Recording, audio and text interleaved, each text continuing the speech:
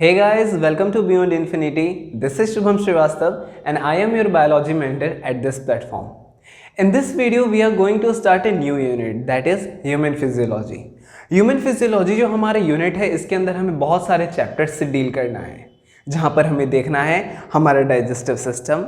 इन next chapter हमें देखना है respiratory system, then circulatory system, excretory system, locomotion and movement, हमें देखना है neural control and after that हमें एंडोक्राइन सिस्टम के बारे में पढ़ना है। तो ये बहुत बड़ा यूनिट है लेकिन ये बहुत ही इंटरेस्टिंग टॉपिक भी है। तो पहला चैप्टर जो इस यूनिट के अंदर है वो है डाइजेशन एंड एब्जॉर्प्शन। सो चलिए शुरू करते हैं। हमारा जो ये यूनिट है डाइजेशन एंड एब्जॉर्प्शन, इसके अंदर हमें किन किन बातों को देखना है उसके ऊपर आज का ये वीडियो है। Basically this video will be A introductory video on digestion and absorption. इसके अंदर जब हम इस चैप्टर को स्टार्ट करेंगे पढ़ना तो हमें देखना होगा कि भैया व्हाट इज़ फूड। हम जब पहला पॉइंट पढ़ रहे होंगे इस चैप्टर में तब हमें देखना है कि व्हाट इज़ फूड। फूड हम जान लेंगे कि क्या होता है। आफ्टर दैट हमें देखना होगा इंपॉर्टेंस ऑफ फूड। मैं तुम्हें बता रहा हूँ कि इसके अंदर क्या क्या देखना है हमें। सबसे पहले इस चैप्टर में भाई हमें देखना होगा कि फूड क्या होता है। ठीक है, फूड के डेफिनेशन के ऊपर नज़र डालना है कि क्या है। जब हम फूड के ऊपर हर बातों को जान लेंगे देन सेकेंड पॉइंट है इस चैप्टर में इंपॉर्टेंस ऑफ फूड। फाइन, कि फूड का क्या इंपॉर्टेंस है हमारे लिए, कि अगर हम फूड नहीं लेंगे तो हमारे अंदर कौन कौन से प्रॉब्लम्स आ सकते हैं। फूड में होता है प्रोटीन, फूड में है फैट, फूड में है मिनरल्स, विटामिन, तो इन सब चीज़ों का क्या रोल है हमारे बॉडी में उसके ऊपर नज़र डालेंगे। जब हम इन बातों को जान लेंगे after that we will move on nutrition. इसके बाद हम न्यूट्रिशन की तरफ मूव करेंगे और जानेंगे कि भाई न्यूट्रिशन क्या होता है। हम न्यूट्रिशन की बात करें तो इन क्लास 10th हमने पढ़ा था कि भाई न्यूट्रिशन क्या होता है। वहाँ पर हमने न्यूट्रिशन के टाइप्स के ऊपर भी डिस्कशन किया था, जहाँ पर हमने देखा था कि nutrition are of two types, that is the autotrophic nutrition and heterotrophic nutrition. यहाँ पर हमने डिटेल में स्टडी की थी कि ऑटोट्रॉपिक न्यूट्रिशन वो होता है जो लिविंग ऑर्गेनिज्म अपना फूड खुद बनाता है इन प्रेजेंस ऑफ सनलाइट और in presence of chemicals. Fine, वहाँ पर हमने फोटोसिंथेसिस एंड कीमोसिंथेसिस के ऊपर नज़र डाला था। हमने जब हेटेरोट्रॉपिक न्यूट्रिशन देखा था तो वहाँ पर हमने देखा था parasitic mode of nutrition, saprophytic mode of nutrition and holozoic mode of nutrition. तो होलोजोइक मोड ऑफ न्यूट्रिशन जो था वो हम ह्यूमंस में होता है। तो बेसिकली हम यहाँ पर जो न्यूट्रिशन देखेंगे ये न्यूट्रिशन होगा होलोजोइक मोड ऑफ न्यूट्रिशन, इसके ऊपर हमारा डिस्कशन होगा। फाइन, हम यहाँ पर न्यूट्रिशन जब हम देख लेंगे तब हमारे पास आएगा इस चैप्टर का main point, main part, that is the human digestive system. अगर हम ह्यूमन डाइजेस्टिव सिस्टम की बात करें तो हमें यह पता चलता है कि हमारा डाइजेस्टिव सिस्टम दो चीज़ों के मिलने से बनता है। पहले को हम एलिमेंट्री कैनाल और दूसरे को एसोसिएटेड ग्लैंड्स के नाम से जानते हैं, या फिर तुम उसे एसोसिएटेड डाइजेस्टिव ग्लैंड्स भी कह सकते हो। एलिमेंट्री कैनाल हमें यहाँ पर जो पढ़ना है fourth point, that is the human digestive system.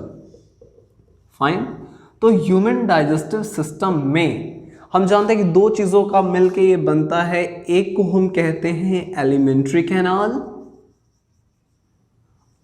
Okay, and the second thing is the digestive glands. Okay, तो अगर मैं बोलूँ एलिमेंट्री कैनाल क्या होता है तो एलिमेंट्री कैनाल से तुम समझ दो कैनाल। ओके, यहाँ पर एक वर्ड लिखा है कैनाल, इसका सिंपल सा मतलब होता है एक रास्ता है।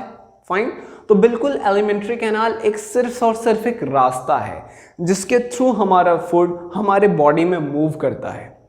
हम अपने फूड को हम अपने माउथ में लेते हैं, हमारे माउथ में हमारे फूड को छोटे छोटे टुकड़ों में तोड़ दिया जाता है। देन हमारे माउथ से हमारा फूड मूव करता है हमारे फेरिंग्स के तरफ, फेरिंग्स से इसोफेगस, देन स्टमक, स्टमक के बाद small intestine, large intestine and then anus के थ्रू वो हमारे बॉडी से बाहर हो जाता है। इस दौरान कुछ ग्लैंड्स होते हैं जो हेल्प करते हैं हमारे फूड को डाइजेस्ट होने में। ठीक है, वो अपने सिक्रेशंस की मदद से हमारे फूड को डाइजेस्ट होने में मदद करते हैं। जैसे कि लीवर से निकल करके आता है बाइल जूस, पैनक्रियाज से निकल करके आता है पैनक्रियाटिक जूस। ये सारे मिल करके फैट मॉलिक्यूल्स के डाइजेशन में एक इंपॉर्टेंट रोल प्ले करते हैं।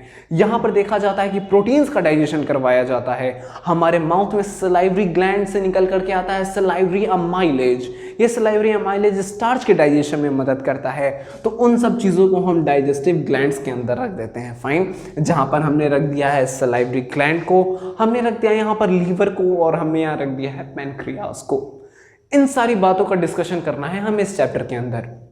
जब हम इन बातों को जान लेंगे तब हम आगे की ओर बढ़ेंगे और फोकस करेंगे आवर डाइजेस्टिव सिस्टम के बाद हम फोकस करेंगे कि हमारा डाइजेशन किस तरीके से कंप्लीट होता है। बेसिकली हम यहाँ पर 5th पॉइंट जो यहाँ देखेंगे वो हम देखेंगे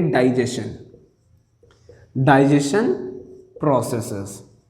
ठीक है, पूरा डाइजेशन के प्रोसेस पे नजर डालेंगे कि हमारा फूड, सबसे पहले जब हमारा फूड हमारे माउथ में आता है उस वक्त हमारे माउथ में हमारा टिथ हमारे फूड को छोटे छोटे टुकड़ों में तोड़ देता है। यहाँ पर हमारे फूड को गीला किया जाता है। हमारा फूड जो सूखा सूखा फूड हमारे अंदर इन होता है उसे वेट किया जाता है। किसके मदद से? तो सलाइवरी ग्लैंड से निकल रहा है सलाइवा, उसके मदद से हमारे फूड को स्मूथ बनाया जाता है। और स्मूथ बनाने का काम करता है सलाइवा के अंदर मौजूद सलाइवरी अमाइलेज। चूंकि ये सलाइवरी अमाइलेज स्टार्च का डाइजेशन करवाता है, बड़े बड़े शुगर के मॉलिक्यूल्स को, बड़े बड़े कार्बोहाइड्रेट के मॉलिक्यूल्स को ये छोटे छोटे टुकड़ों में तोड़ने में मदद करता है। इसके बाद इन सारे बातों को डिस्कशन करना है हमें इन डिटेल इस चैप्टर के अंदर।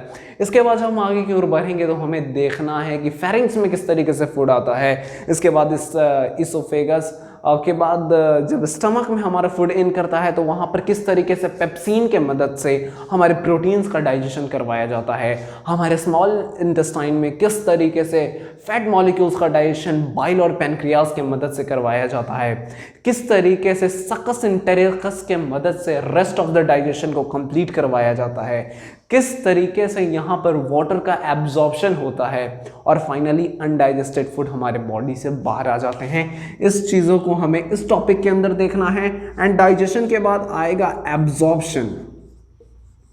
एब्जॉर्प्शन के अंदर हमें देखना है कि किस तरीके से जो फूड हमारा डाइजेस्ट हो चुका है, जो हमारे इन केमिकल्स ने मिल करके हमारे फूड को डाइजेस्ट किया है, अब उसका हमारे बॉडी में एब्जॉर्प्शन किस तरीके से होगा, इन बातों को देखना है यहाँ पर। फाइन, एब्जॉर्प्शन जब हो जाएगा तो अनडाइजेस्टेड फूड हमारे बॉडी से किस तरीके से बाहर आ जाएंगे, इनके ऊपर डिस्कशन है। And the last but not the least in this chapter is about the disorders of our digestive system। यहां पर हमें देखना है disorders of our digestive system। Fine, तो डिसऑर्डर्स ऑफ डाइजेस्टिव सिस्टम के अंदर हमें देखना है, सुने होंगे जॉन्डिस, तुम सुने होगा वोमिटिंग हो जाता है लोगों को। क्यों? क्योंकि पेट में उनके कुछ प्रॉब्लम्स चल रहा है जिसकी वजह से वोमिटिंग। कॉन्स्टिपेशन बहुत कॉमन प्रॉब्लम हो गया है आज के डेट में। कॉन्स्टिपेशन क्यों होता है, इन बातों को देखना है हमें। जॉन्डिस के ऊपर देखेंगे, वोमिटिंग देखेंगे, डायरिया, इन सारे बातों के ऊपर हमारा डिस्कशन होगा इस चैप्टर में। एंड देन फाइनली हम इस चैप्टर को समराइज करेंगे और इसके साथ हम क्वेश्चंस की प्रैक्टिस करते हुए इस चैप्टर को कंप्लीट करेंगे। फाइन, उम्मीद है कि तुम्हें ये वीडियो पसंद आया होगा। अगर ये वीडियो तुम्हें पसंद आई हो तो प्लीज़ गूगल प्ले स्टोर से जाकर के बियॉन्ड इन्फिनिटी के इस एप्लीकेशन को डाउनलोड करो। अपने दोस्तों के साथ इस वीडियो को ज़्यादा से ज़्यादा शेयर करो ताकि ये वीडियो ज़्यादा से ज़्यादा लोगों तक पहुंच सके और ज़्यादा से ज़्यादा लोगों की मदद हो सके। एंड तब तक के लिए ऑल द बेस्ट।